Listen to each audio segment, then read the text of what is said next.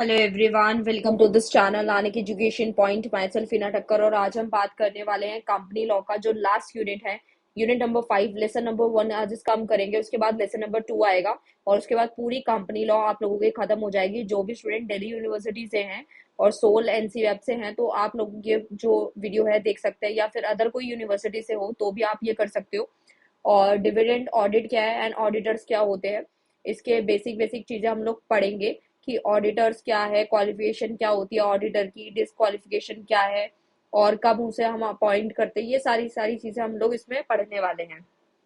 तो सबसे पहले हम लोग डिविडेंड के बारे में पढ़ लेते हैं कि डिविडेंड है क्या।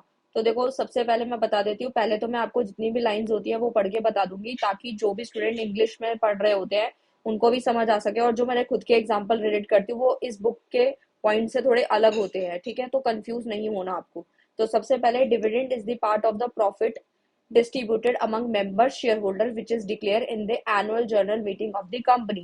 यानी जो हमारा एजीएम है, एजीएम क्या है, एनुअल जनरल मीटिंग के अंदर जो भी प्रॉफिट जो डिक्लेयर होता है वही हमारा क्या है, डिविडेंड है। तो साफ साफ लिखा है डिविडेंड एक ऐसा हिस्सा है हमारा, प्रॉफिट का एक हिस्सा है जो कि डिस्ट्रीब्यूट किया जाता है किसको, मेंबर को या शेयर होल्डर को।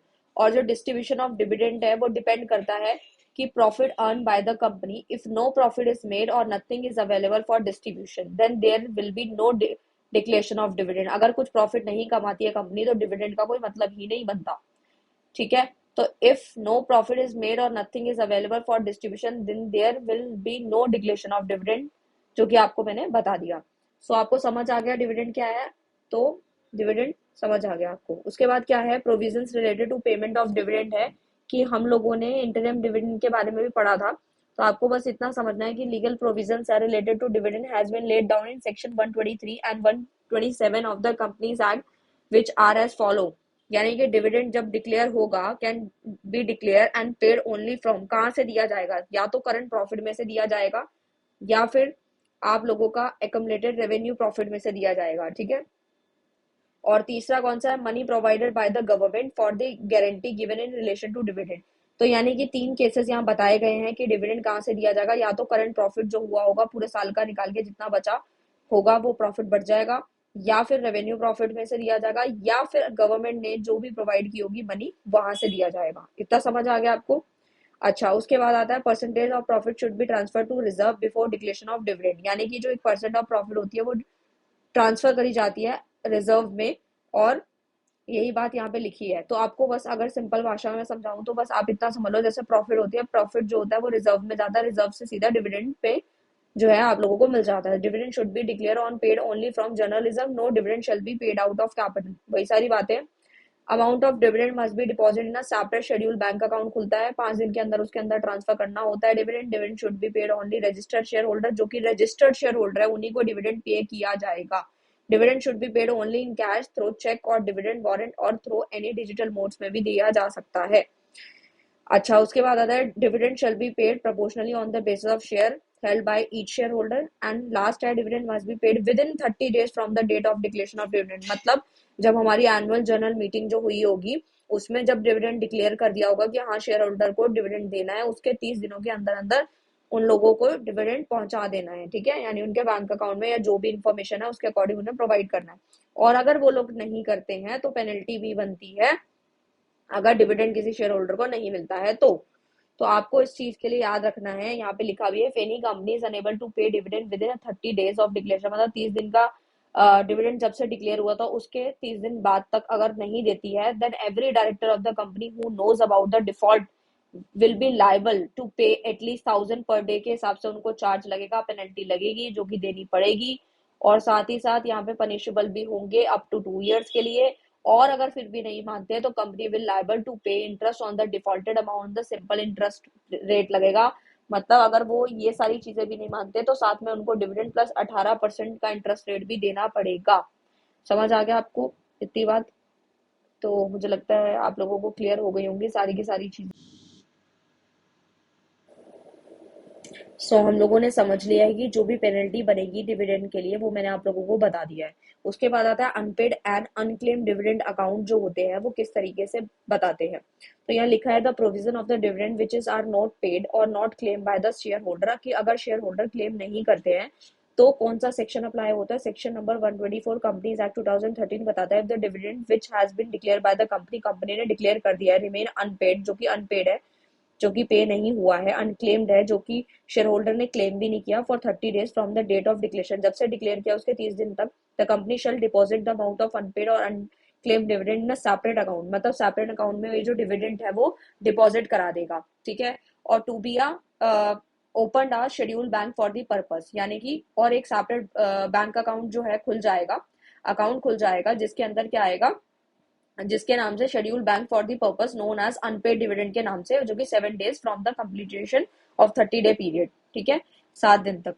उसके बाद आता है company shall prepare a detail statement related to amount transfer to the unpaid dividend account, the statement shall contain the name of the share holder, they last no address and dividend to be paid, the statement shall be uploaded on the company website and the website prescribed by central government in the given format within 90 days from the transferring the amount is unpaid dividend। यानी कि आपको इतनी बात अच्छे से समझ लेनी है कि जो यहाँ पे बताया गया है कि इतने डेज तक तो करना है, अगर उसके बाद भी कुछ ट्रांसफर, अब शॉर्ट फॉर्म में अगर मैं आप लोगों को बताऊं तो यहाँ पे जो है ट्रांसफर किया जाएगा और उसके बाद भी कोई क्लेम नहीं करता है या कुछ फ्रॉड होता है तो 12% यहाँ लिखा भी है कि default in transferring the amount mention subsection 1 it shall be pay interest at the rate of 12% per annum, मतलब मान लो कि हम लोगों को पे करना था लेकिन जो अभी तक उन्होंने क्लेम नहीं किया है शेयर होल्डर ने, तो किसी ने अगर निकाल लिया है इनका पैसा तो उसको 12% तक का इंटरेस्ट जो है भरना पड़ेगा। और उसके बाद जो है तो ये बताता है कि any person who claim to get the amount transfer in subsection 1 shall apply to the company in order to claim the money transfer to unpaid dividend account, ठीक है। और जो एंड में उनको ये बताया गया है, इस पूरी लाइन में आपको मैं शॉर्ट में बता रही हूँ कि इतना टाइम पीरियड दिया जाता है और उसके बाद भी अगर वो क्लेम नहीं करते तो company shall provide all the detail of the share which the amount was transfer to unpaid dividend account में, जो जो पैसा था वो किस में ट्रांसफर हो जाएगा, इन्वेस्टर एजुकेशन प्रोटेक्शन फंड में ट्रांसफर कर दिया जाएगा, ठीक है। और if the company fail to follow provision, अगर कंपनी ये प्रोविजन फॉलो नहीं करती है तो वो लाइबल होंगे कितने फाइन के लिए, एटलीस्ट 5 लाख रुपीज के लिए, और जो कि एक्सटेंड भी हो सकता है, 25 लाख रुपए तक का इनको फाइन लग सकता है। And every officer of the company who's related to default will be liable to pay a fine, मतलब इतना तो 1 लाख से 5 लाख तक का जो है इनका जुर्माना बनेगा। तो इतना आपको समझ आ गया होगा अच्छे से। और उसके बाद जो है हम अपने नेक्स्ट टॉपिक की तरफ चलते हैं। नेक्स्ट टॉपिक देखते हैं क्या कहता है, ऑडिट एंड ऑडिटर का इंट्रोडक्शन है। तो ऑडिट हमें पता है क्या होता है, ऑडिट जो है refers to the systematic examination of the और review of the all the transaction of the company. आपको सिंपल इतना समझना है कि जितनी भी कंपनी की ट्रांजेक्शन है उसको रिव्यू किया जाना ही ऑडिट कहलाता है। जैसे आपने काफी लोगों के मुंह से सुना होगा कि हाँ आज कंपनी के अंदर जो है ऑडिट होने वाली है, इस तरीके से, है ना, तो वो करवानी भी जरूरी होती है। तो क्वालिफिकेशन क्या होती है ऑडिटर की, कि कौन ऑडिटर बन सकता है, तो क्वालिफिकेशन जो होती है, एलिजिबिलिटी होती है एक पर्सन की कि कब उसको अपॉइंट किया जाएगा एज अ ऑडिटर कंपनी के लिए। ये थोड़ी ना है कि कोई भी कंपनी में जाके ऑडिट कर लेगा, अकाउंट चेक कर लेगा सारे के सारे, तो उसके लिए भी कुछ क्वालिफिकेशन जो रखी गई है। तो सबसे पहला, only a qualified chartered accountant can be appointed to as a auditor of the company, यानी आपको सिंपल भाषा में ये समझना है कि कंपनी के ऑडिट के लिए सीए मैंडेटरी है, विदाउट सीए जो है कोई भी यहाँ पर ऑडिटर नहीं बन सकता है। अच्छा, उसके बाद आता है डिस्क्वालिफिकेशन ऑफ ऑडिटर। क्या है कि ऑडिटर की डिस्क्वालिफिकेशन कब कब हो सकती है, क्या क्या पॉइंट्स रखे गए हैं। तो आपको बस ये बात समझनी है कि जो भी हमारी कंपनी है, जैसे मान लो कोई खुद की कंपनी का चार्टेड, मैं पूरा शॉर्ट में बता रही हूँ, आप सारे पॉइंट रीड कर लीजिएगा। जैसे मान लो कोई कंपनी है वो खुद का ही सीए है और खुद ही की कंपनी के अकाउंट चेक कर रहा है, तो वो पॉसिबल नहीं है, ठीक है ना। अच्छा, उसके बाद जैसे मान लो कि किसी कंपनी में उसका इंटरेस्ट है तो भी वो अकाउंट चेक नहीं कर सकता, क्योंकि वो सिर्फ और सिर्फ फायदा सोचेगा, टैक्स बचाएगा ज्यादा से ज्यादा, ये सारे पॉइंट्स उसमें आ सकते हैं। और अगर सीए ने किसी कंपनी को लोन वगैरह दे रखा है तो उस केस में भी ऑडिट नहीं कर सकता। और उसके बाद जो पॉइंट्स दिए गए हैं, हाँ, वो ये है कि 20 कंपनी से ज्यादा वो कंपनी को नहीं ले सकता ऑडिट के लिए, 20 कंपनी से ज्यादा वो ऑडिट नहीं कर सकता है। और अगर इफ कोई फ्रॉड का केस बनता है तो भी वो जो है ऑडिटर नहीं कहलाएगा। तो ये सारे पॉइंट्स आप रीड आउट कर सकते हैं। और अपॉइंटमेंट ऑफ ऑडिटर क्या होता है वो एक बार हम अच्छे से समझ लेते हैं कि ये टॉपिक हमें क्या बताना चाहता है। As per section 139 sub section 1, an individual और a firm shall be appointed as a auditor of the company, के लिए उसको अपॉइंट किया जाएगा। फर्स्ट एनुअल जनरल मीटिंग में क्या क्या होना चाहिए अपॉइंटमेंट के लिए, तो सबसे पहले एजीएम है, वो तो मैं आपको बता ही चुकी हूँ। कंसेंट लिखेगा, उसके बाद क्वालिफिकेशन उसकी चेक होगी, कोई फ्रॉड व्रॉड नहीं होना चाहिए, जो भी सारे पीछे पॉइंट्स बताए गए वो सारे नहीं होने चाहिए। तो ये सारे पॉइंट्स आते हैं जो कि यहाँ लिखा भी है। रजिस्ट्रार को नोटिस देना पड़ेगा 15 दिन के अंदर अंदर। तो वो जो है अपॉइंटमेंट जो है ऑडिटर की हो जाएगी। तो इस तरीके से पॉइंट्स देके बाकी आप इसको रीड आउट कर सकते हो। प्रोसीजर वगैरह आप लोग वही रीड कर सकते हो। ऑडिटर का रोटेशन किस तरीके से होता है वो आप समझ लो। तो as per section 139 sub section 2 company shall not be reappoint an individual auditor for more than one term 5 consecutive year होते हैं। आपको वो सिंपल भाषा में ये समझना है कि एक कंपनी का जो सीए है जो ऑडिट करता है वो 5 साल से ज्यादा नहीं कर सकता, क्योंकि इसके पीछे बहुत सारे रीजंस होते हैं। कंपनी के साथ उसका अच्छा खासा टाई अप हो जाता है, फिर बहुत सारे मतलब बहुत सारी बातें होती है जो कि कंपनी ने पहले सोचा है कि 5 साल से ज्यादा नहीं करेगा। अगर वो 5 साल से ज्यादा करता है तो उसके लिए भी उसको फाइन वगैरह है, ठीक है। तो आप इस पॉइंट्स को भी पढ़ सकते हो। रिमूवल ऑफ ऑडिटर, जी हाँ, ऑडिटर को भी हटाया जा सकता है, ऐसा नहीं है कि उसको रखे रखेंगे, ठीक है, उसको भी हटाया जा सकता है।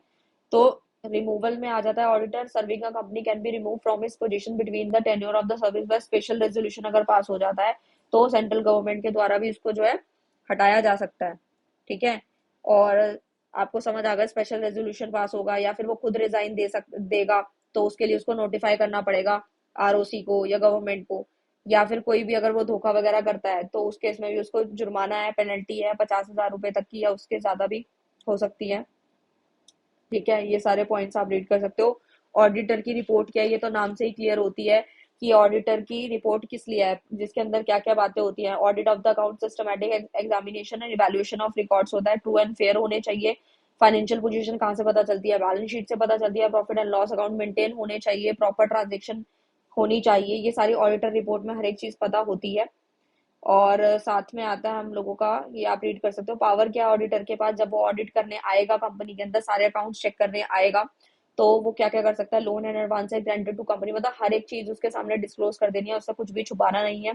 जो जो चीजें होती है वो सारी की सारी वो मांगेगा, शेयर होल्डर को बुलाएगा जो कहीं ना कहीं, तो वो सारी की सारी चीजें जिसको बुलाएगा, जो जो सारे रिकॉर्ड्स वो मांगेगा, जो जो पूछेगा जिससे, वो सारा का सारा इनको जवाब देना पड़ेगा ऑडिटर को। तो वो उसके पास पूरी की पूरी पावर है। जैसे लिखा, they can ensure the proper security of such loan and advances whether the investment of the company like share debenture other security are sold at price which is less than purchase price, वो सारी की सारी चीजें हो गई। Disclose of the personal expenses भी यहाँ पे जो है डिस्क्लोज करने पड़ेंगे, यानी कि छुपा लिए। The cash receive against the share that are shown in being allotted for cash, ये हो गया।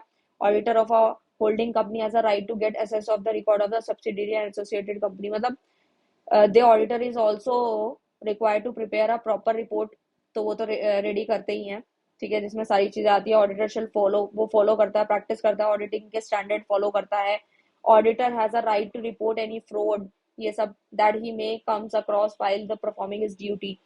वो तो बात है ही है कि अगर कोई भी धोखाधड़ी होती है तो आप जान ही सकते हो, फिर तो फ्रॉड के केस में आपको पता ही है पेनल्टी बनेगी 1 करोड़ से रुपए से लेके लेस देन 1 करोड़ रुपीज, है ना, अगर वो इन्फॉर्म नहीं करता ऑडिट कमेटी को या कुछ इस तरीके का fraud. No duty of auditor stand violated in course of informing about the fraud. ऐसे बहुत सारे पॉइंट्स हैं जो मेन मेन आप पढ़ सकते हो। सो मैंने आपको पूरा का पूरा जो लेसन है वो कंप्लीट करा दिया है। सो मुझे लगता है कि आप लोगों को सबका सब समझ में आ गया होगा। अगर आपको कोई भी डाउट आता है तो आप आराम से कमेंट कर सकते हैं। लेसन नंबर 2 में जल्दी से जल्दी करा दूंगी और मैंने इसके इंपॉर्टेंट क्वेश्चंस दे दिए हैं। सो मिलते हैं नेक्स्ट वीडियो में नेक्स्ट टॉपिक के साथ, तब तक के लिए bye bye, all the best, thank you so much.